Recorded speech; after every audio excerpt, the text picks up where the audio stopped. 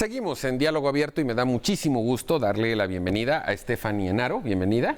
Hola, ¿qué tal, Guillermo? Muy buenas noches. ¿Qué te pasó en el pelo? ¿Te cambiaste de tinte? Me cambié de look, ¿cómo ves? Muy bien.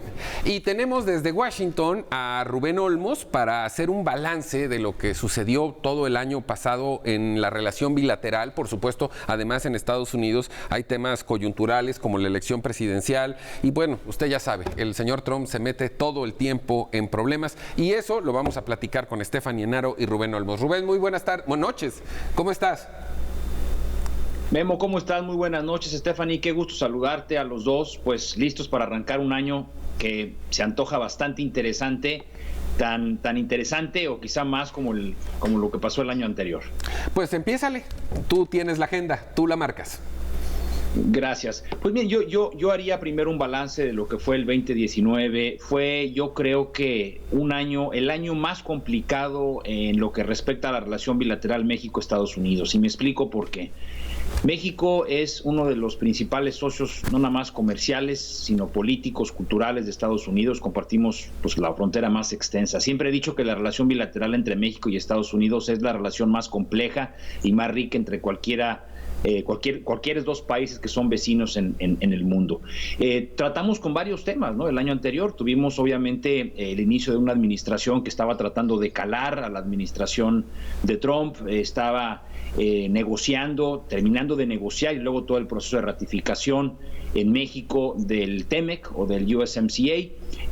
Aquí en Washington evidentemente también estaban calando a la nueva administración y evidentemente empezaron a surgir otros temas como fue la crisis migratoria que derivó en la crisis arancelaria, que a final de cuentas la libramos, pero y sin lugar a dudas fue pues un gran reto para la administración de López Obrador y para el canciller Ebrard sortear esta crisis.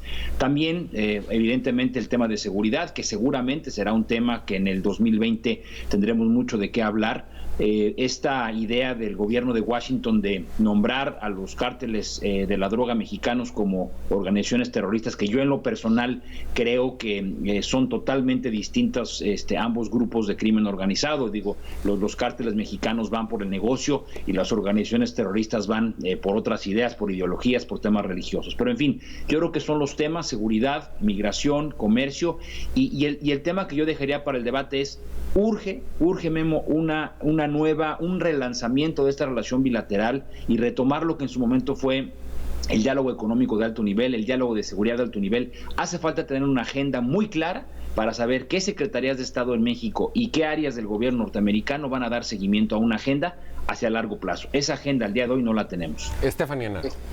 Yo concuerdo con lo que nos está contando Rubén, Memo, y creo que hay que entender a Donald Trump desde su propia perspectiva. Donald Trump no es un político. Donald Trump es un empresario que lo que está logrando hacer con la relación bilateral es tener un amplio margen de negociación.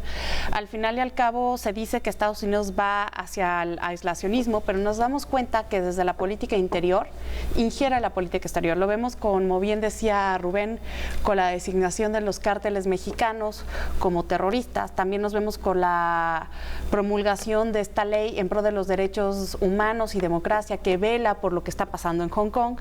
Entonces ves como de alguna manera Estados Unidos está asegurando sus afiches para esta guerra hegemónica que trae contra China, y esto lo que le da es un amplio margen de negociación porque va a poder tener con qué negociar con nuestro gobierno para decir qué sí designa o qué no designa como una intervención o como algo terrorista. Bueno, me voy a poner, digamos, en la perspectiva que tú dijiste, del lado de Donald Trump.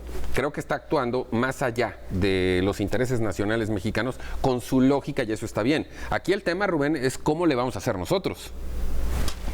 Sí, mira, me gusta mucho el enfoque que le ha dado Stephanie a la parte de política exterior de Trump hacia otras partes del orbe.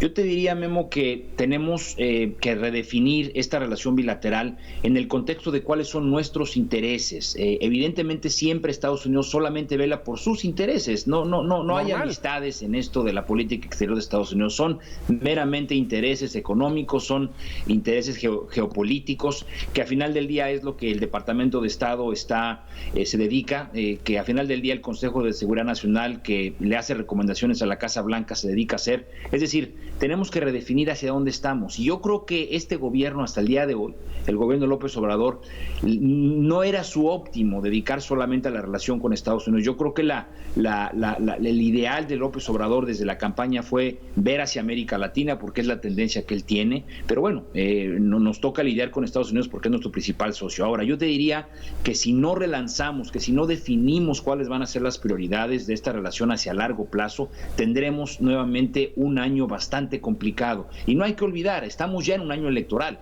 La campaña es en noviembre. Tendremos en los próximos días, próximas semanas, ya una claridad de quién va a ser el candidato o la candidata demócrata. Y ahora sí, empezará un debate muy álgido, una narrativa.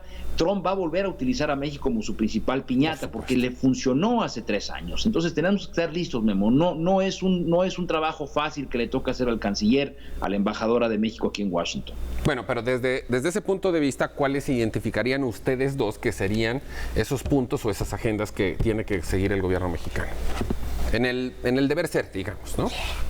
En el deber ser, el gobierno mexicano tiene que hacer todo lo que esté en sus manos por mantener la relación comercial. Es punto número 1 para ti. Para mí, por más nacionalistas que seamos, por más que queramos liberarnos del yugo estadounidense, no se puede tapar el sol con un dedo ni hacer todo de un día para otro.